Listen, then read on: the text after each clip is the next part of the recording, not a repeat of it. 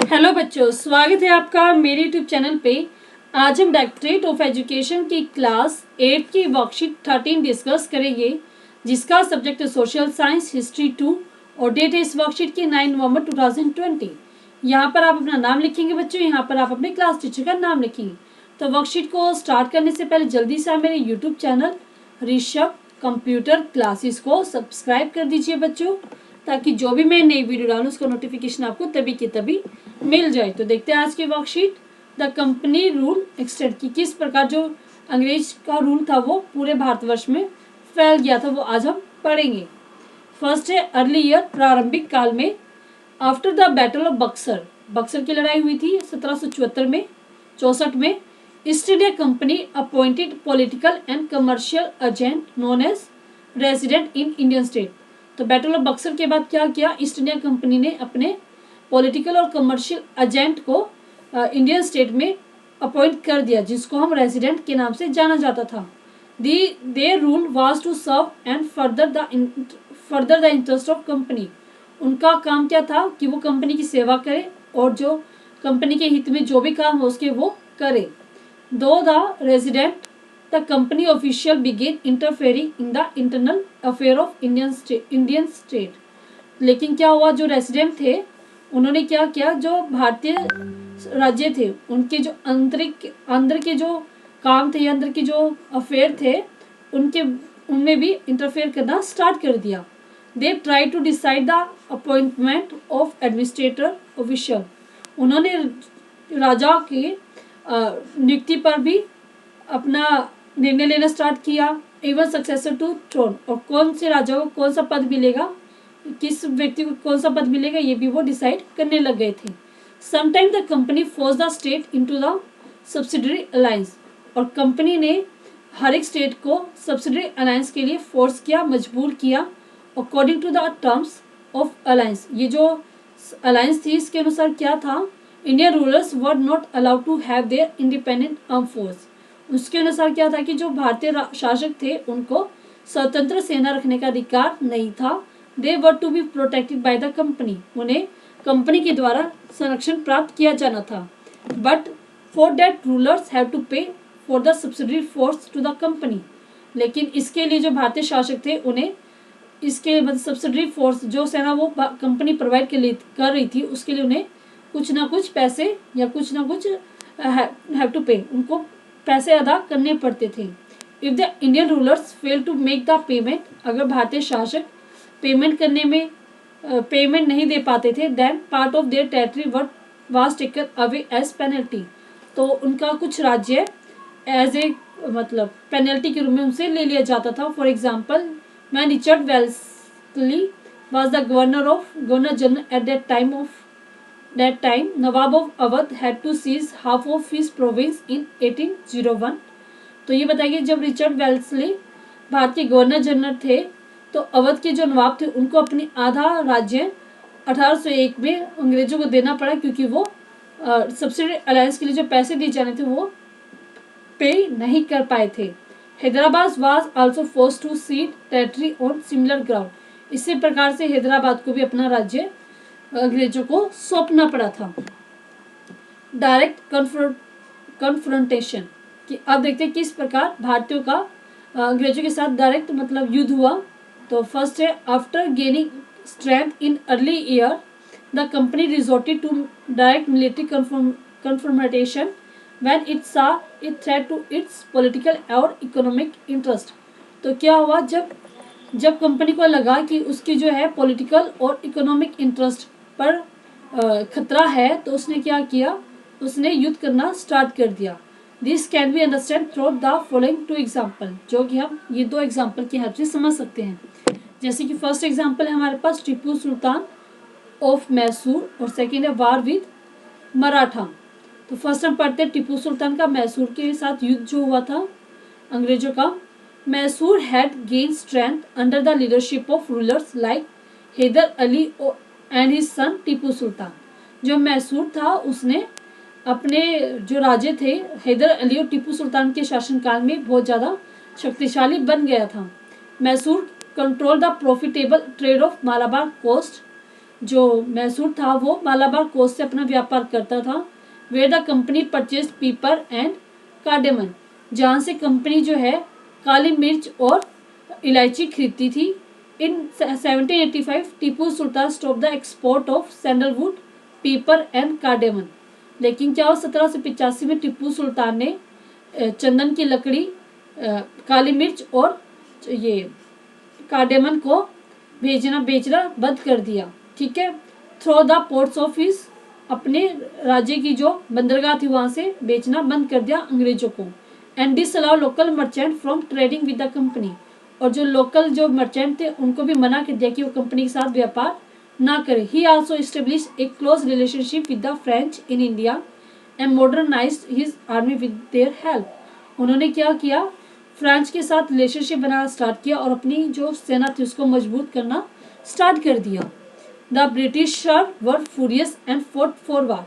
इससे क्या हुआ, जो ब्रिटिश थे उनको गुस्सा आ गया और उन्होंने मराठों के साथ, मतलब मैसूर के साथ 4 युद्ध लड़े, जो कि ये दिए गए आपको। इस टाइम ये युद्ध लड़े गए थे टू डिफीट देम, उनको हराने के लिए। Finally in the battle of Srirangapatnam 1799 Tipu Sultan was killed. तो लास्ट में क्या हुआ, जो श्रीरंगपट्टम में है 1799 में टीपू सुल्तान की मौत हो गई। And Mysore was placed under the former ruling dynasty of Wodeyars and subsidiary alliance was imposed on the state. और इस प्रकार क्या हुआ, जो मैसूर अब अंग्रेजों के हाथ में आ गया और वहां पर सब्सिडरी अलायंस इम्पोज कर दी गई। ठीक है, वो संधि यहाँ पर भी लगा दी गई। नेक्स्ट हमारे पास war with Maratha. From the late 18th century the company also sought to curb the Maratha. 18 शताब्दी के अंत में जो कंपनी है वो मराठा को भी अपने हाथ में लेना चाहती थी।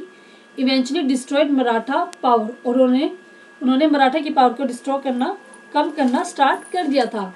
With their defeat in the third battle of Panipat in 1761, जब उनकी तीसरी जो पानीपत का युद्ध हुआ था 1761 में, द मराठा ड्रीम, तो मराठा का जो सपना था दिल्ली को राज करने का, वो पूरी तरह से चकनाचूर हो गया था।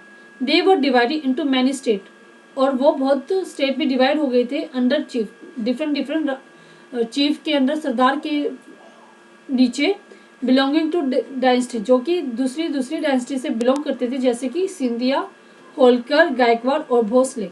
ये सभी चीफ इनसे बिलोंग करते थे। This chief were held together in a confederacy under the Peshwa.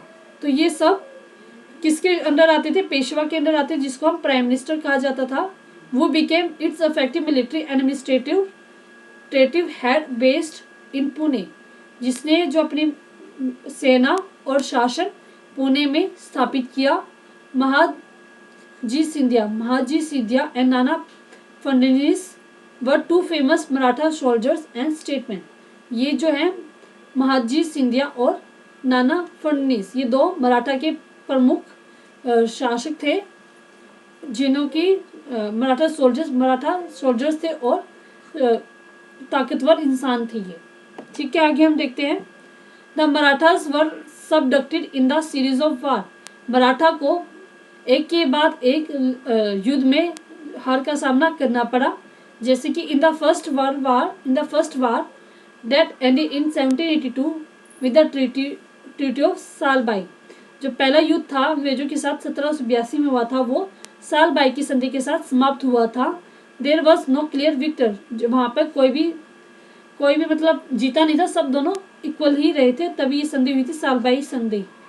The second Anglo Maratha वार, जो दूसरा युद्ध हुआ था 1803-1805 के बीच में, was fought on different front, वो अलग अलग फ्रंट पे लड़ा गया था, जैसे कि resulting in British getting Orissa. उसका रिजल्ट क्या हुआ कि जो अंग्रेज थे उन्होंने उड़ीसा और नॉर्थ में जो यमुना नदी है उसके बीच में जो एरिया पड़ते आगरा और दिल्ली, उस पर अपना राज्य स्थापित कर लिया था। Finally the third Anglo Maratha war 1817 and 19, तो तीसरा जो युद्ध हुआ था अंग्रेजों और मराठा का 1817 और 1819 के बीच में, उसमें जो मराठी की पावर पूरी तरह से खत्म हो गई थी। The Peshwa was remove, Peshwa को रिमूव कर दिया गया था, and sent away to Bithoor near Kanpur with a pension, और उसको कानपुर के पास बिथूर में भेज दिया गया था एक पेंशन के साथ। The company now had complete control over the territory south of the Vindhya. अब कंपनी के पास पूरा कंट्रोल आ गया था जो कि विंध्या के साउथ तक फैल गया था। ये पूरा हमने पैराग्राफ पढ़ लिया बच्चों आपको। अब हम इस वर्कशीट की क्वेश्चन आंसर करेंगे। फर्स्ट क्वेश्चन है हमारे पास इस वर्कशीट का, how did East India company take control of Indian state through subsidiary alliance, कि किस प्रकार East India company subsidiary alliance के हेल्प से इंडियन स्टेट के ऊपर कंट्रोल करी थी, वो हमें बताना है। तो ये देखिए इसमें, according to the terms of this alliance Indian rulers were to be protected by the company, but for that rulers had to pay for the subsidiary forces to the company. If the Indian rulers failed to make the payment, then part of their territory was taken away as a penalty. तो ये subsidy alliance का rule था कि अंग्रेज भारतीयों को एक सेना देते थे और अगर भारतीय शासक उसके लिए पैसे देते थे उनको, अगर वो पैसे चुकाने में नाकाम रहते थे तो अंग्रेज उनकी कुछ जमीन का हिस्सा अपने पास रख लेते थे एज ए पेनल्टी, सजा के रूप में। तो सेकेंड है, why were British furious with Tipu Sultan, what was the result of this confrontation. तो जो अंग्रेज थे वो टीपू सुल्तान से क्यों डरे हुए थे और इसका क्या रिजल्ट हुआ। The British were furious with Tipu Sultan because he stop the export of sandalwood, pepper and कार्डेमन। क्यों डरे हुए थे, क्योंकि उसने चंदन की लकड़ी, काली मिर्च और इलायची का व्यापार उसके राज्य से रोक दिया था, जिसकी वजह से ब्रिटिश ने मैसूर के साथ 4 युद्ध लड़े थे बच्चों। ठीक है, तो आपका सेकंड क्वेश्चन हुआ आपका। नेक्स्ट क्वेश्चन हम देखते हैं। Third question, which were the major dynasty of Maratha power, how was this confederacy, how was this confederacy rule. तो देखते हैं इसमें, the major dynasty of Maratha power were Scindia, Holkar, Gaekwad and Bhosle. क्या थी इसकी मेजर डायनेस्टी थी, और this dynasty chief were held together in a confederacy under a Peshwa. तो ये सभी पेशवा की कन्फेडरेसी के अंडर आते थे बच्चों। नेक्स्ट है, how were Maratha subdued by the company. किस प्रकार मराठा को कंपनी के द्वारा हराया गया, देखते हैं इसमें। तो इसका आंसर, फर्स्ट वार, 3 युद्ध लड़े गए थे अंग्रेजों के साथ, फर्स्ट, सेकंड, थर्ड। तो फर्स्ट वार में क्या हुआ, first war ended in 1782 with the treaty of Salbai.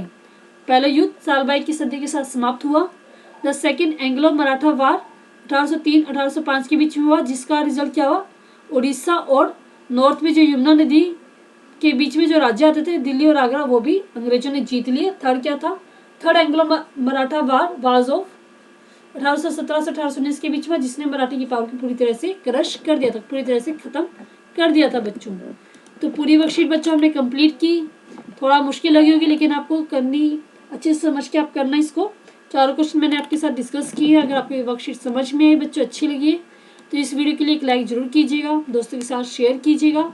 जो भी आपकी क्लास के ग्रुप बने हैं, व्हाट्सएप ग्रुप बने हुए, उनमें शेयर कीजिएगा। और मेरे चैनल ऋषभ कंप्यूटर क्लासेस को सब्सक्राइब करना ना भूले बच्चों। थैंक यू बच्चों, थैंक यू वेरी मच।